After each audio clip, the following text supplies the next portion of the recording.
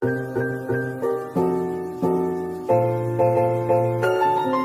Assalamualaikum warahmatullahi wabarakatuh. Sebelumnya perkenalkan, nama saya Mikdad Syukril Iman dan teman saya dari Syariuddin Hasya. Di sini kami sudah berada di salah satu pengusaha tahu ya, namanya Tahuku, yang di-owneri oleh Mas Fadil. Tanpa berbincang lama, langsung saja kita untuk wawancarai Mas Fadil.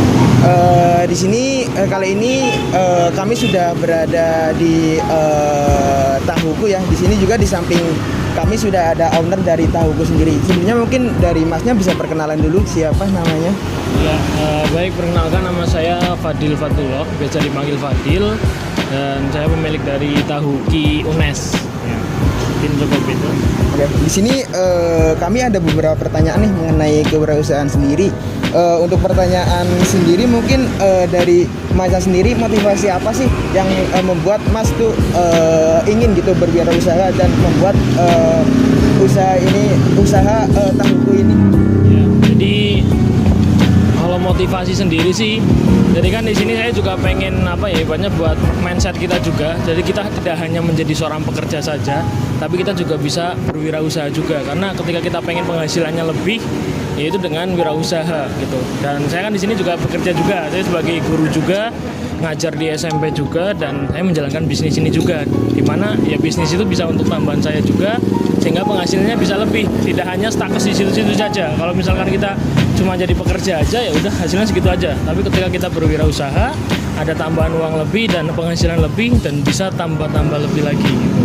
Dan ketika kita pengen ibaratnya punya penghasilan yang besar atau kaya, ya mungkin bisnis itu adalah jalan yang untuk mendapatkan itu gitu. Mungkin itu motivasi dari Mas Fadil sendiri ya, yang tergerak hatinya untuk berbisnis gitu ya kan. Selanjutnya mungkin pertanyaan selanjutnya dari Mas sendiri tuh, apakah kewirausahaan yang ditekuni sejak awal ini tuh dari awal tuh langsung Tahuku, atau sebelumnya udah pernah merintis kewirausahaan yang lain gitu? Ya, jadi kalau awalnya saya dulu tuh dari SMA itu saya udah coba-coba jadi dropshipper.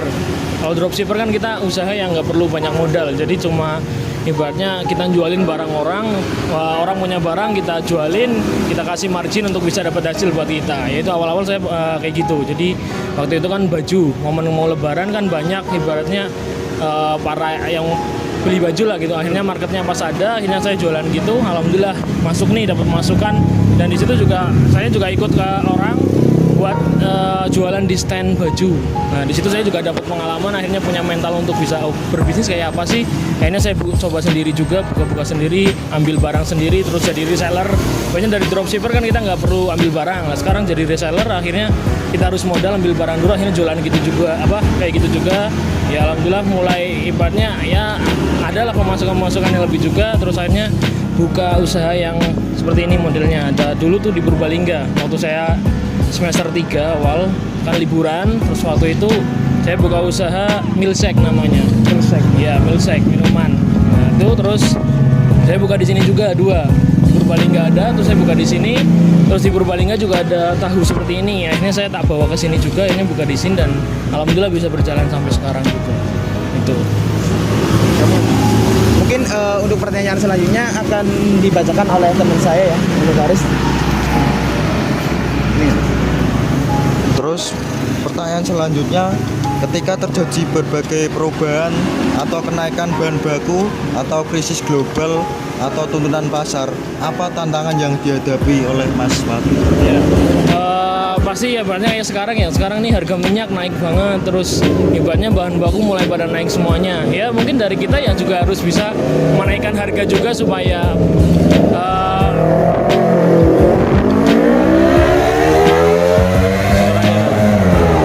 ibaratnya pengeluaran biaya operasionalnya sama ibaratnya hasilnya pun bisa sebanding gitu ya. Ibaratnya kita dengan menaikkan harga, dan juga kita bisa main di ibaratnya penjualannya supaya bisa lebih banyak seperti apa sih gitu, sehingga bisa bersaing dan tetap bertahan gitu. Walaupun ibaratnya harganya naik, berarti ya kita harus bisa mengikuti juga dengan kenaikan harga juga, dan penjualannya juga harus bisa stabilin lagi dengan ya berbagai macam cara atau model seperti apa supaya bisa penjualan juga naik gitu. Gitu sih. Terus ada lagi, strategi apa yang Mas Fadil lakukan ketika untuk bersaing? Ya. Kalau strateginya ya ibaratnya kita dari rasa, pasti kita juga harus punya rasa yang ibaratnya masuk nih dan cocok untuk di lidah di masyarakat sekarang, yang ibaratnya kalau rasanya enak pasti kan orang balik lagi juga. Itu yang pertama, kita harus jaga kualitas juga.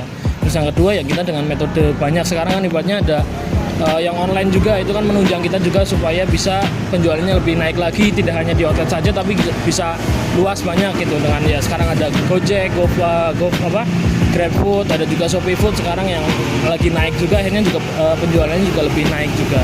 Sama ya ibaratnya penjualan lewat ibaratnya kayak di Instagram atau di WA yang kita siap antar juga untuk supaya marketnya semakin banyak juga, itu sih.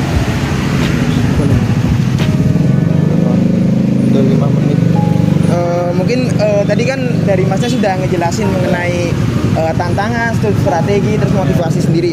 Mungkin untuk pertanyaan selanjutnya mungkin terkait pemasaran sendiri sih. Dari Mas sendiri kayak matok pemasarannya harus terfokus kemana nggak sih? Fokus kemana? Ya ibaratnya target market kita kan harus tentuin juga target market kita siapa sih gitu loh. Kalau yang di UNES kan, di UNES itu rata-rata emang mungkin orangnya jarang yang ibaratnya makanan yang mahal-mahal atau yang apa. Makanya kita juga dengan harga yang murah lah, lumayan murah, dan ibaratnya segitu worth it untuk kita makan, dan cemilan yang harganya murah juga enak gitu. Ya ibaratnya kita target marketing kita ibaratnya mahasiswa di sini banyak kan. Makanya saya juga buka di area sini yang ibaratnya target marketnya lebih luas, mahasiswa, dan ibaratnya masyarakat sini pun banyak, dan ibaratnya para pekerja-pekerja yang kadang pulang kantor mampir itu pun lumayan banyak juga. Jadi ya ketika kita buka usaha kita juga harus cari target market yang sesuai juga, karena di sini mahasiswa kan banyak, ya itu target market utama saya juga. Apalagi ketika mahasiswanya masuk semuanya kan ya ramai banget, ibaratnya kita jualan apapun insya Allah masuk lah, bagus gitu. Yang penting kita punya rasa yang bagus, kualitas yang bagus, insya Allah penjualannya juga bisa bagus, itu sih. Mungkin itu saja sih yang akan kami tanyakan ya kan. Sebelumnya terima kasih buat Mas Fadil yang udah berkenan diwawancarai sih mengenai Tahuku nih, mengenai owner gitu ya, mengenai itu. Mungkin buat teman-teman nih yang pengen mengikuti jejaknya Mas Fadil bisa banget nih, bisa dengerin video kami gitu ya kan, supaya tergerak hatinya, termotivasi hatinya. Mungkin itu saja sih dari kami ya, wawancara secara singkatnya. Kurang lebihnya mohon maaf. Wassalamualaikum warahmatullahi wabarakatuh.